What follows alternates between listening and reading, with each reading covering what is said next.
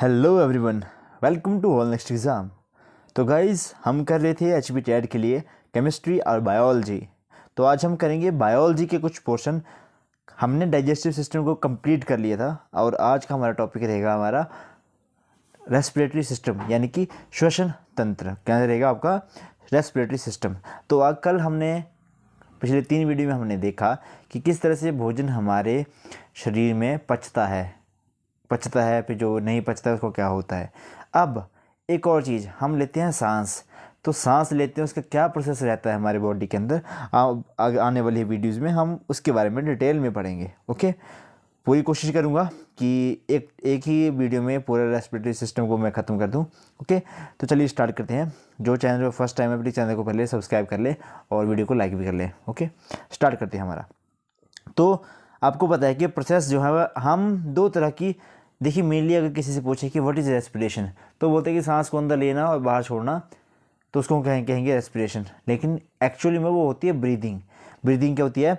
The process of taking air and expelling it from the lungs, यानी कि सांस को अंदर लेना और बाहर छोड़ना क्या रहता है हमारा ब्रीदिंग। और किसी लेमन से पूछा जाए कि यह बताइए कि श्वसन क्या होता है, तो वो यही बोलेगा कि सांस लेना और बाहर छोड़ना, इसको कहेंगे हम हमारा ब्रीदिंग। लेकिन वो होता है जस्ट फॉर ब्रीदिंग, वो उसको हम रेस्पिरेशन नहीं कहेंगे, श्वसन नहीं कहेंगे। तो रेस्पिरेशन का एक्चुअल मीनिंग क्या रहता है? वो रहता है exchange of gases for the production of energy. हम जो है वो क्या करेंगे, कुछ भी हम सांस ले रहे हैं तो सांस की वजह से हमारी बॉडी में क्या हो रही है, रिएक्शंस हो रही हैं। रिएक्शन होने की वजह से हमारी बॉडी को क्या मिल रही है, एनर्जी मिल रही है। तो वो कौन सी रिएक्शन होगी, क्या रिएक्शन रहती है, वो हम आज की वीडियो में हम देखेंगे। देखिए मेनली होता क्या है, हमें पता है कि किसी भी चीज़ को जलने के लिए क्या चाहिए होता है, ऑक्सीजन चाहिए होती है। चाहे चूल्हा जलना हो, आपका स्टोव जलना हो, कुछ भी चीज़ जलानी हो तो उसके लिए हमें चाहिए ऑक्सीजन। क्या चाहिए? ऑक्सीजन।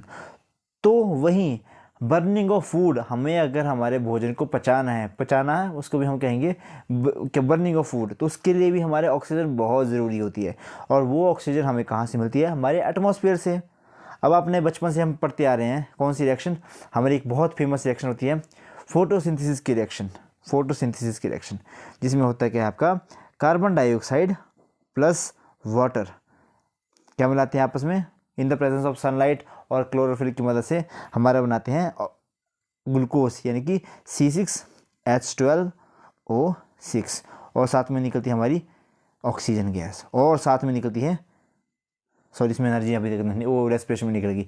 अब ये ग्लूकोज का मॉलिक्यूल बना, ओके, इसको यूज़ कर लेगा हमारा प्लांट और ऑक्सीजन जो है वो छोड़ देगा। ओके, वहीं रिएक्शन क्या होगी हमारी बॉडी के अंदर, हम इस ऑक्सीजन को इनटेक करते हैं और हमारी बॉडी में ग्लूकोज कहाँ से बना था? मैंने आपको बताया था कि हमारी एनर्जी प्रोड्यूस हो रही थी, हमारे खाना खुना खा के हमें एनर्जी प्रोड्यूस हो रही थी, ग्लूकोज बना रहे थे हम। तो वही ग्लूकोज ऑक्सीजन की प्रेजेंस में टूटेगा और बाहर क्या निकलेगी, हमारी कार्बन डाइऑक्साइड निकलेगी प्लस वाटर, यानी कि ये रिएक्शन फिर रिवर्स हो जाएगी। इसको लिखने की ज़रूरत नहीं है, सिंपली ये वाला एरो फिर ऊपर की तरफ हो जाएगा। तो फिर ये ऑक्सीजन की प्रेजेंस में ग्लूकोज का मॉलिक्यूल टूटेगा और कार्बन डाइऑक्साइड बाहर निकलेगी, जिसको हम बाहर निकाल देते हैं और वाटर निकलेगा और साथ में नहीं मिलेगी हमारी एनर्जी। क्या होगी? एनर्जी मिलेगी हमें, हमारी बॉडी को, in the form of ATP। Okay, वो आपको पता होगा, क्वेश्चन ये आप पूछा जाता है कि what is the energy currency of the cell, तो हम कहेंगे ATP, एडेनोसिन ट्राईफॉस्फेट। डन, समझ आ गया? अब होगा क्या, अब ऐसा तो नहीं कि हमने सांस ली तो सीधे वो सांस जो है हमने फेफड़ों से होते हुए हमारे पाँव तक सांस पहुंच गई, ऐसा नहीं होता है। इसका भी एक प्रॉपर चैनल बना हुआ है। होगा क्या, नाक से हम सांस लेंगे, ऑक्सीजन अंदर गई। अब ऐसा नहीं होगा कि हमारे जो हम सिर्फ ऑक्सीजन ही अंदर लेते, बहुत सारी गैसेज होती है हमारे एटमॉस्फेयर में। तो वो बहुत सारी गैसें, आपको पता है कि 78% तो आपकी नाइट्रोजन ही है। तो बहुत सारी गैसें हम इनहेल कर लेते हैं, लेकिन हमारी बॉडी को क्या होता है, क्या चाहिए होता है? सिर्फ ऑक्सीजन। तो होगा क्या, आपकी बॉडी में होता है हीमोग्लोबिन। आपको पता है कि हमारे ब्लड का रेड कलर किसकी वजह से होता है? हीमोग्लोबिन की वजह से। तो वो हीमोग्लोबिन, एक हीमोग्लोबिन का मॉलिक्यूल, यानी कि हीम का मॉलिक्यूल जो है उसका सेंट्रल मेटल एटम होता है आयरन। ये याद रखें भाई, central metal atom of the haemoglobin होता है हमारा आयरन, और central metal atom of chlorophyll वो होता है आपका मैग्नीशियम। ओके, तो जो आपका आयरन होगा, जो आपका हीम ग्रुप होगा, वो समझ लीजिए कि एक बस होती है और वो अपने साथ 4 ऑक्सीजन के मॉलिक्यूल को कैरी कर सकती है। तो यहाँ से फिर वो चला गया हमारे ब्लड स्ट्रीम में, तो ब्लड स्ट्रीम में चला गया तो फिर आपको पता है कि हार्ट हमारे पास बैठा है, हार्ट उसको पंप करके डिफरेंट डिफरेंट ऑर्गन में पहुँचा देगा, हर डिफरेंट डिफरेंट सेल में पहुँचा देगा हमारे ब्लड के थ्रू, और फिर वो ब्लड से निकल के वहाँ पे हो जाएगी आपकी इंटरनल रेस्पिरेशन, कि हमारा जो सेल होते हैं वो ऑक्सीजन करेंगे इनटेक और कार्बन डाइऑक्साइड उसमें डाल देंगे। ओके, मायोग्लोबिन होता है उनमें फिर आगे जाके। डन। और रेस्पिरेशन के जो देखिए प्रॉपर चैनल बना होता है इसका भी, ऐसा नहीं होता है जैसे आपका नॉस्ट्रल्स होगा, ट्रैकिया होगा, ब्रोंकाई, ब्रोंक्यूल्स, फिर लास्ट में होता है आपका एल्वियोलाई। तो इसका जो फंक्शनल यूनिट होता है आपका रेस्पिरेटरी सिस्टम का वो होता है आपका एल्वियोलाई। आगे करेंगे, बहुत स्लाइड अभी तक पड़ी हुई। अब जो डिफरेंट डिफरेंट हमारे ऑर्गेनिज्म होते हैं तो उनके अंदर जो है अलग अलग तरह के जो रेस्पिरेटरी ऑर्गन लगे होते हैं, श्वसन अंग लगे होते हैं। जैसे मछली सांस कहाँ से लेती हैं? गलफड़ों से, यानी कि गिल से, गिल स्लिट से। फिर होगा आपका मेंढक। अब मेंढक जो है वो, मेंढक के 2 प्रॉपर्टी रहती हैं। एक तो मेंढक जो है वो जब अपने बाल अवस्था में होता है, यही कहेंगे बाल अवस्था में होगा, तो वो टेडपोल होगा, टेडपोल लार्वा होता है ना मेंढक का, तो वो अपने गिल से सांस लेगा, और जब वो अडल्ट बन जाएगा तो अपने फेफड़ों से सांस लेगा। ओके, बाकी जो रेप्टाइल्स होंगे वो अपनी स्किन के थ्रू सांस लेंगे। पक्षी अपने फेफड़ों, पक्षियों के अंदर भी फेफड़े होते हैं ना, लंग्स होते हैं। और हमारी ह्यूमंस जैसे मैमल्स वगैरह जितने भी आगे, स्तनधारी जितने भी आगे, उनके लगे होते हैं हमारे फेफड़े। ओके, चलिए अब रेस्पिरेशन क्या होती है। मैंने आपको बताया कि देखिए सनलाइट आई क्लोरोफिल की मदद से,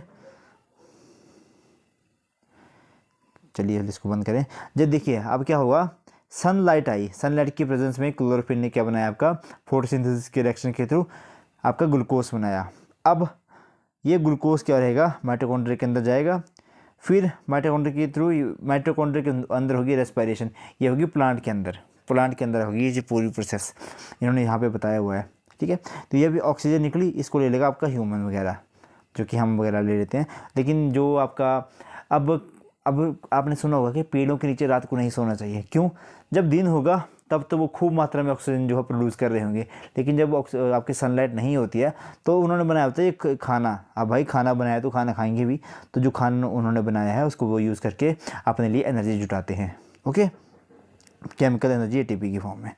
सेम सी फिर प्रोसेस जो है सर्कुलेशन में चली रहती है। ओके, अब burning of glucose in the bodies is called respiration, यानी कि ऑक्सीडेशन ऑफ ग्लूकोज। ऑक्सीडेशन का मतलब in the presence of oxygen, यानी कि आपका जो भी आपका फूड होगा, मैंने आपको बताया था कि ह्यूमन की बॉडी में रिजर्व फूड मटेरियल कौन सा होता है, ग्लाइकोजन।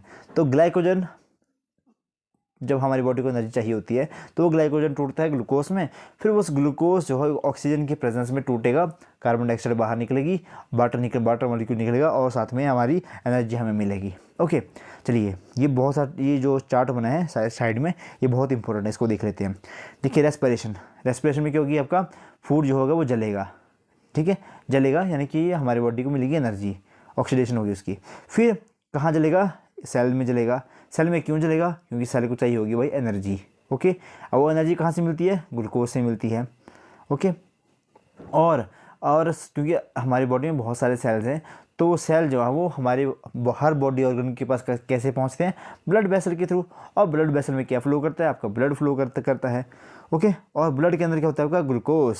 तो glucose in the presence of आपका ऑक्सीजन जलेगा, बन निकलेगी एनर्जी, और साथ में बाहर निकलेगी आपकी कार्बन डाइऑक्साइड। समझ आ गया? ईजी है काफ़ी ज़्यादा, समझ तो आना चाहिए वैसे। चलिए नेक्स्ट देखते हैं। हाँ, अब रेस्पिरेशन, अब इसका भी प्रॉपर चैनल होगा। देखिए बाहर एटमॉस्फेयर में आपकी एयर है, एटमॉस्फेयर में एयर है, एयर का क्या क्या, एयर से हमने ली ऑक्सीजन, क्योंकि 21% तो हमारे एटमॉस्फेयर में ऑक्सीजन भी है। कहाँ से लिया आपने, नाक से।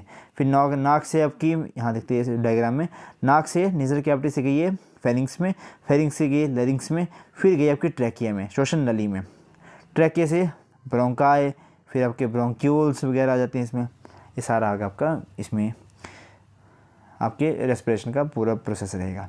ट्रैकिया, लंग्स, और फिर लंग्स के थ्रू चले जाते हैं आपके ब्लड में, ब्लड में के थ्रू, क्योंकि ब्लड में फिर मिक्स हो जाता है आपका हीम के साथ। जैसा कि मैंने बताया कि हीमोग्लोबिन एक बस है और उसमें सिर्फ 4 बंदे बैठ सकते हैं। ओके, 4 बंदे बैठ जाएंगे तो उसमें ऑक्सीजन बैठ जाता है और उसके बाद डिफरेंट बॉडी ऑर्गन के पास पहुंच जाता है।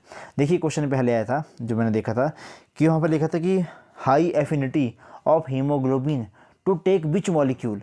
तो वहाँ पे ऑप्शन थे carbon, nitrogen, oxygen, okay, carbon monoxide. तो ये याद रखें कि कार्बन मोनोऑक्साइड सबसे ज़्यादा एफिनिटी यानी कि सबसे ज़्यादा ईजिली जो वो हीमोग्लोबिन उसको कैच कर लेता है। देखिए होता क्या है, कार्बन मोनोऑक्साइड आपको पता है कि पॉल्यूटेंट है, जैसे हम उसको इनहेल करते हैं। ये कब प्रोड्यूस होगा, जब आपका कंबशन कहीं भी ऑटोमोबाइल से निकलने वाला धुआं, या फिर आप घर में जब चूल्हा जलाते हो तो उसमें भी जो जब चूल्हा ढंग से नहीं जलता है, प्रॉपर ऑक्सीजन नहीं मिलती है, तो सिर्फ कार्बन मोनोऑक्साइड वहाँ से बाहर निकल जाता है। तो हीमोग्लोबिन जो है वो अगर एटमॉस्फेयर में कार्बन मोनोऑक्साइड होगा तो उसको जल्दी अपने बस में बैठा देता है कि भाई तू आजा, इसको जल्दी से बैठा लेता है। अब इसकी वजह से जो ऑक्सीजन और हीमोग्लोबिन आपस में मिलकर बनाते हैं ऑक्सी हीमोग्लोबिन, वहीं अगर कार्बन मोनोऑक्साइड और आपका हीमोग्लोबिन मिल जाते हैं तो बनाते हैं कार्बोक्सी हीमोग्लोबिन, यानी कि उसमें कार्बन की मात्रा उसमें आ जाती है। ओके, मुझे समझ नहीं आ रहा कि मैं आपको समझा पा रहा हूँ कि नहीं समझा पा रहा हूँ। मेरे को प्लीज़ अब थोड़ा सा रिस्पॉन्स जो हो दे दे। अभी तो इन वीडियोस पे बहुत कम व्यूज़ आ रहे हैं, लेकिन मुझे पता है कि जब आपका टेट का एग्जामिनेशन आएगा तो वो इन वीडियोस पे बहुत मतलब व्यूज़ आएंगे। ओके, अभी हम छोटे हैं, हमारे चैनल बहुत छोटा है अभी तक, ठीक है, लेकिन हम जज्बे हमारे बहुत बड़े हैं। ओके, तो अभी तो मैं बोलता हूँ लाइक कर दो वीडियो को और शेयर कर दो। अब होगा क्या कि जैसा मैंने बता दिया ऑक्सीजन, हीमोग्लोबिन, ये फंडा तो आप समझ गए होंगे। और एनर्जी रिलीज़ होगी, एनर्जी कहाँ किस फॉर्म में रिलीज़ होगी, एटीपी की फॉर्म में। एटीपी की फॉर्म में एटीपी कहाँ स्टोर होते हैं आपके हमारे माइटोकॉन्ड्रिया में। माइटोकॉन्ड्रिया को कहा जाता है, यहाँ से क्वेश्चन आता है भाई, बहुत सिंपल क्वेश्चन लेकिन नहीं आता है। But is the power house of the cell किसको कहेंगे, हम कहेंगे हमारे माइटोकॉन्ड्रिया को, पावर हाउस या फिर एनर्जी हाउस। नेक्स्ट आएगा आपका रेस्पिरेशन, श्वसन। अब इसमें होगा क्या, 2 तरह की रेस्पिरेशन होती है, एक in the presence of oxygen और एक होती है in the absence of oxygen, यानी कि एरोबिक रेस्पिरेशन, और एक होता है आपका एनएरोबिक रेस्पिरेशन। होगा क्या, एक होगी आपके ऑक्सीजन की प्रेजेंस में, एक होगी ऑक्सीजन की एब्सेंस में। डन। इसमें कंप्लीट कंबशन होगा आपका ग्लूकोज का, यानी कि ग्लूकोज प्रॉपर टूटेगा, उसमें आप हमारी क्या बनेगी, फिर आपको एनर्जी निकलेगी। इसमें क्या हो गया, incomplete combustion of glucose. Glucose जो है वो अच्छे से इसमें जलेगा नहीं, तो फिर क्या होगा, इसमें होगा क्या कि आपका पहले तो ये याद रखें कि एनारोबिक रेस्पिरेशन कहाँ किस में होता है, तो ये मेनली होता है आपका जो आपके सूक्ष्म जीव होते हैं, फंगाई वगैरह होते हैं, फिर या फिर बैक्टीरिया वगैरह होते हैं, ये करते हैं आपका एनारोबिक रेस्पिरेशन। आप पहले एरोबिक रेस्पिरेशन का फंडा कंप्लीट कर लेते हैं। ऑक्सीजन आया रिएक्टेंट, ठीक है, कंप्लीट कंबशन हुई और एटीपी प्रोड्यूस हुआ। और ये भाई यहाँ पे ये याद रखें कि नेट अगर आपसे पूछा है कि कितने एटीपी मॉलिक्यूल जो है वो निकलते हैं एक बार, जो भी आपकी प्रोसेस होती है फॉर्मेशन ऑफ एटीपी, या फिर जब आपका एक ग्लूकोज का मॉलिक्यूल टूटता है तो कितने एटीपी एनर्जी रिलीज़ होती है, 38 मॉलिक्यूल्स ऑफ एटीपी निकलते हैं। उसमें से 2 यूज़ हो जाते हैं ग्लाइकोलिसिस की प्रोसेस में, आई थिंक ग्लाइकोलिसिस की प्रोसेस में। तो हमारे पास बचते कितने, 36 एटीपी हमारे एनर्जी के लिए, 36 एटीपी। अब इसमें क्या होगा और किस में होगा, एक साइटोप्लाज्म में होगा, और इसकी लोकेशन मतलब होती कहाँ पे ये रेस्पिरेशन, तो ये साइटोप्लाज्म और माइटोकॉन्ड्रिया में होगी। किस में होगी, ह्यूमन, बर्ड्स, एनिमल वगैरह में होती है। और एनारोबिक रेस्पिरेशन, ग्लूकोज का मॉलिक्यूल टूटेगा, लेकिन इसमें बनेगा क्या, क्योंकि इनकम्प्लीट कंबशन होती है, लैक्टिक एसिड बनता है, और हमारे 2 एटीपी मॉलिक्यूल इसमें प्रोड्यूस होते हैं। साइटोप्लाज्म में होती है किसके, जो भी आपके सूक्ष्म जीव होते हैं, आपके फंगाई वगैरह हो गए या फिर आपके बैक्टीरिया वगैरह हो गए। देखिए कई बार एक क्वेश्चन आ जाता है कि कई बार हमें मसल स्ट्रेन हो जाती है, हम कई बार बहुत ज़्यादा रनिंग करते हैं तो हमारे मांसपेशियों में यानी कि हमारी मसल में बहुत ज़्यादा पेन हो जाती है।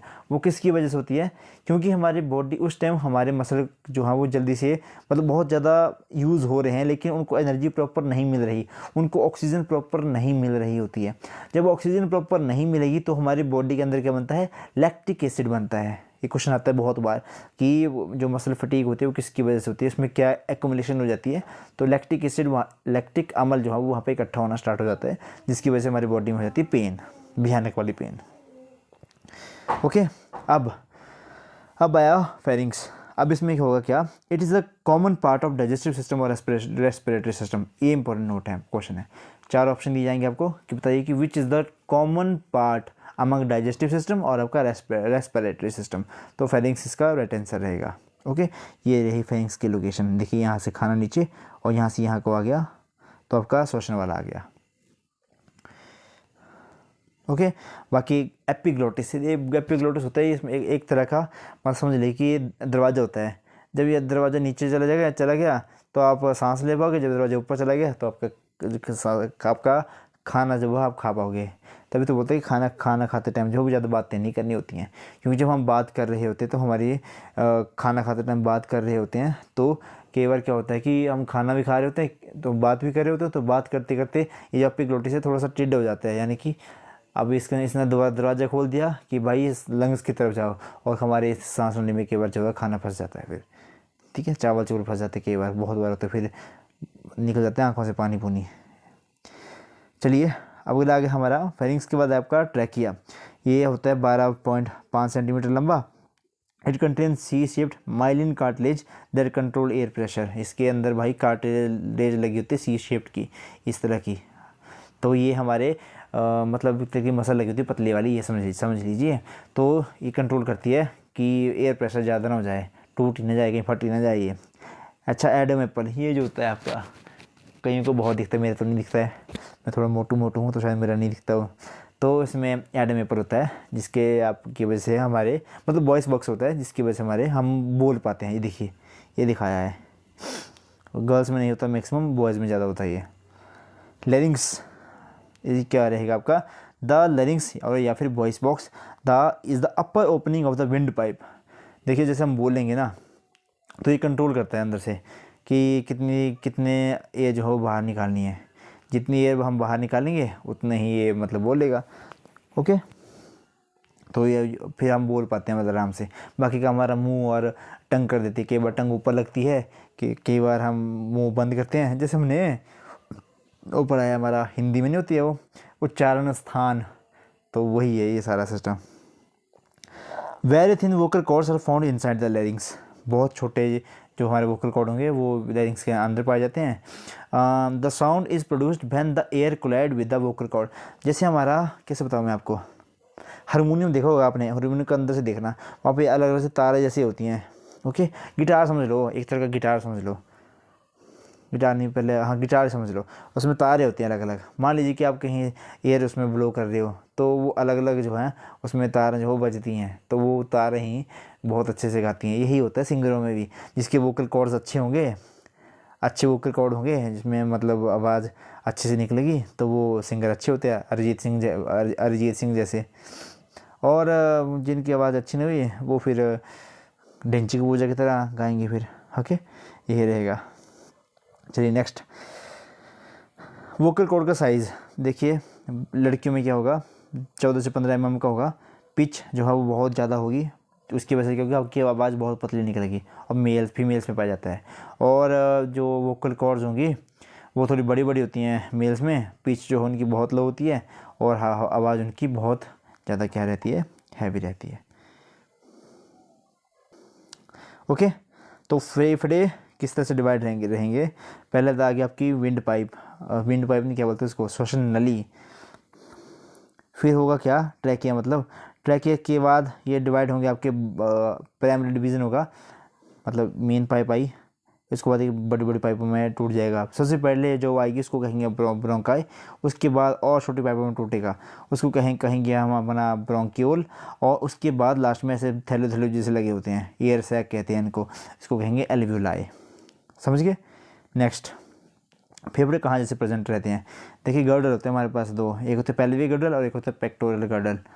तो ये आपका पेल्विक गर्डल,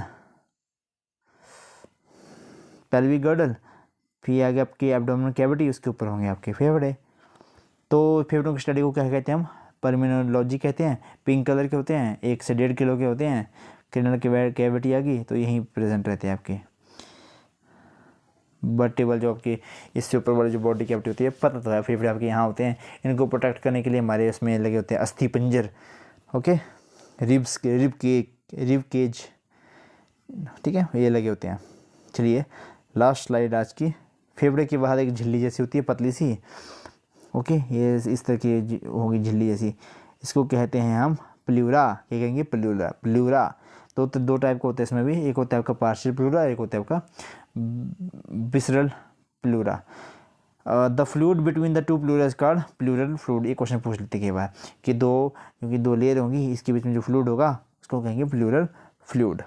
ओके, बाकी रिब केज बना होता है, ये वाला आपका छोटा होता है, लेफ्ट वाला थोड़ा सा छोटा होता है क्योंकि यहाँ पे इसको हार्ट फिट करना होता है, दिल फिट होता है आपका यहाँ पे, फिर नीचे होता है आपका डायफ्राम।